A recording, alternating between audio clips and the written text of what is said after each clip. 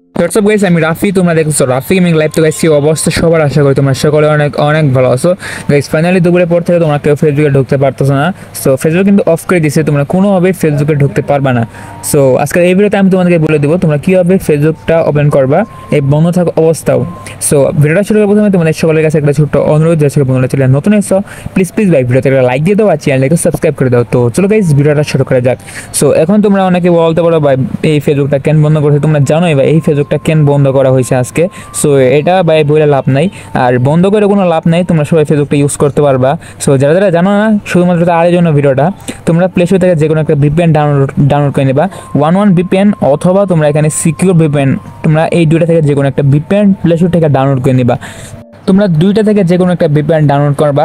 So আমি তোমাদেরকে 11 ভিপিএনটা দিয়ে দেখা যাচ্ছে, এটা কিন্তু বেস্ট একটা ভিপিএন, আমাদের বাংলাদেশে অনেক ভালো নেট সার্ভিস সহ তোমরা এই ভিপিএনের ভিতরে।